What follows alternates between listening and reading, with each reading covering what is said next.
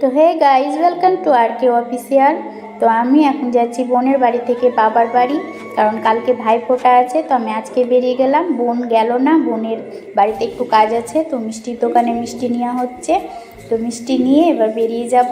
বোনের বড় ছেলেটা এসছে মানে আমাদের সঙ্গে। আর দেখো কালী মন্দিরের প্যান্ডেল বাঁশ দিয়ে বানানো হয়েছে, খুব সুন্দর হয়েছে প্যান্ডেলটা ছোট্টর মধ্যে।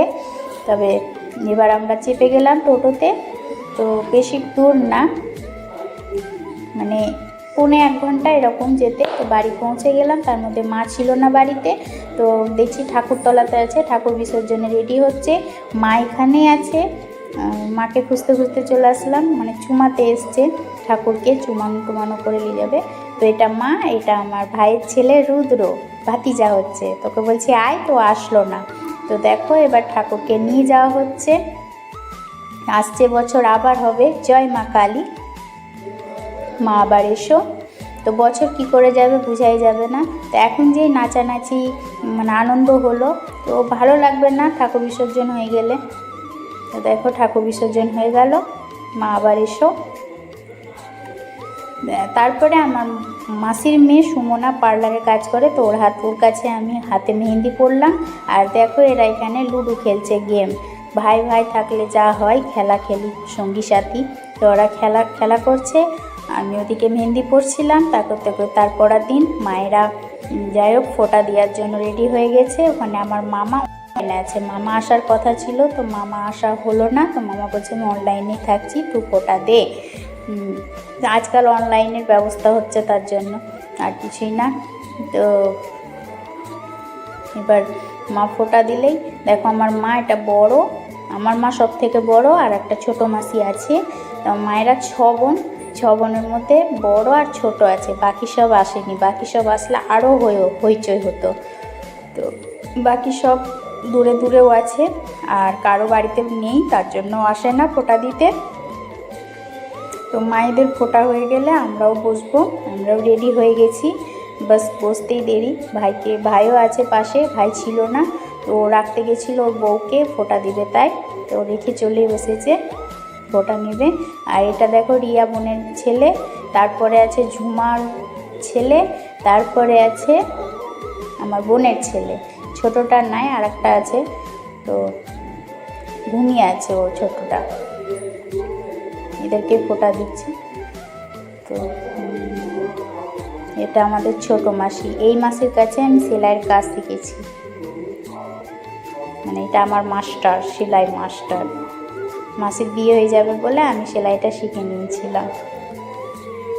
তো যাই হোক, শিক্ষাগুরু একটা, মাও শিক্ষাগুরু।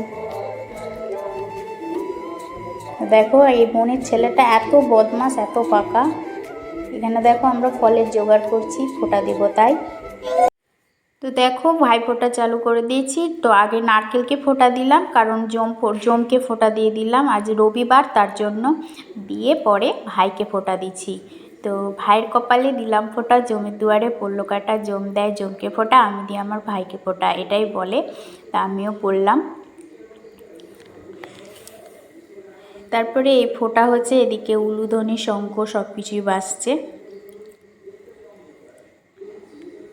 আর আমার ছেলে ভিডিওটা বানাচ্ছিল, ঠিক করে বানাতে পারেনি, তবে কিছু যায় আসে না। তো ভাবলাম তোমাদেরকেও দেখাই, এবং আমাকেও ইচ্ছা করলো যে ছাড়ি, অনেক দিন পর ফোঁটা দিলাম। ওটা আমার মাসির ছেলে, বড় ছেলে আর ছোট ছেলে। সেই ছোট মাসিকে দেখালাম, ওরই 2 ছেলে, দেব আর রিজু। তো ওরা আমার ভাই হচ্ছে, তো ওদেরকেও ফোঁটা দেব। তো আমি সব থেকে এখন বড় দিদিটা আসেনি, তো আমি মানে তারপরে তো বড় দিদিটা আসতে পারিনি, ওর শ্বশুরের শরীর খারাপ তার জন্য। তো আমি এখন বর্তমানে বড়, তাই ফোঁটাটা দিচ্ছি। ওখানে মুখটা দেওয়া হচ্ছে, হাতে মিষ্টির রস পড়ে গেল, তাই বলছে হাতটা ধুয়ে নে। এখানে প্রদীপের বরণ দিচ্ছিলাম, আর বলছিলাম যতদিন বাঁচবা বউয়ের কথা শোনো, তাহলে বউয়ে সংসার সুখের হবে, এই বলে তাই হাসাহাসি হচ্ছিল। বুঝতেই পারছো আজকালকার বউয়ের কথা না শুনলে সংসারে অশান্তি, তার জন্য কি বউয়ের কথা একটু শুনো, আর চলো সংসার সুখের থাকবে। আমি পায়ে প্রণাম কর, আমি বড় দিদি, আশীর্বাদ করলাম সুখের যেন সংসার হয়, সুখে থাকে, ভালো থাকে।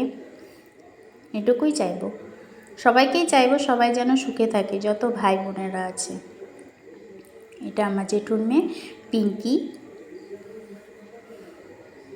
মেজো, তারপরে আমার বোন দিবে।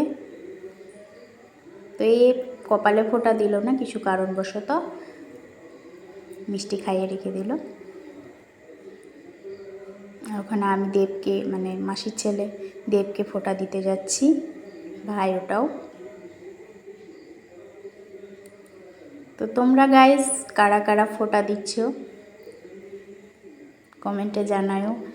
সবার ভাই ফোঁটা ঘরে থাকে না, যেমন আমার শ্বশুর বাড়িতে নেই, বাবার বাড়িতে আছে বলে আমি দিতে আসলাম। এটা আমার বোন, মানে বাড়ির ফ্যামিলিরও ছোট, সবার ছোট। ও মিষ্টি খাইয়ে রেখে দিল কিছু কারণবশত।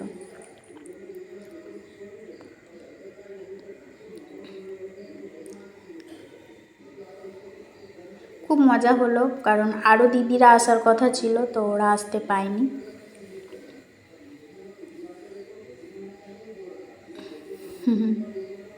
পায়ে প্রণাম করলো,